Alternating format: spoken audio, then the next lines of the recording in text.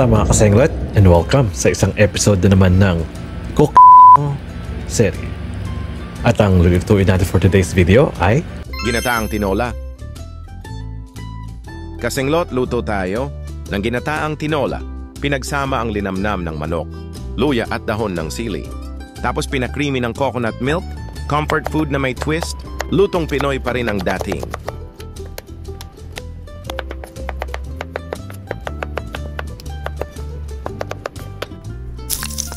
Simulan natin sa paggisa ng luya, sibuyas at bawang.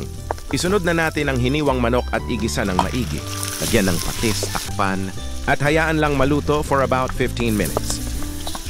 Lagyan natin ng tubig at pakuluin hanggang lumambot ang manok. Siyempre, habang nag-aantay, shot puno muna kasenglot. Kapag malambot na ang manok, ilagay na ang hiniwang sayote.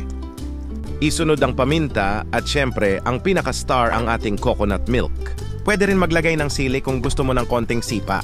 Pero ako, naglagay ako ng chili flakes. Haluing mabuti at lutuin ng 5 minutes.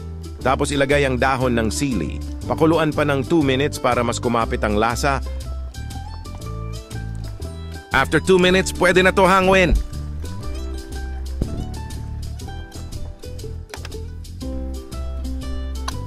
Painitin ang sizzling plate at kapag sobrang init na, dahan-dahan nating ibuhos ang ginataang tinola.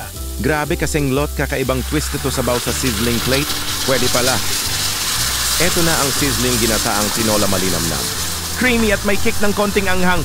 Perfect sa tanghalian, pero kung may natira pa, aba, pwede ring pangpulutan? Huwag kalimutan kasenglot kain tagay repeat.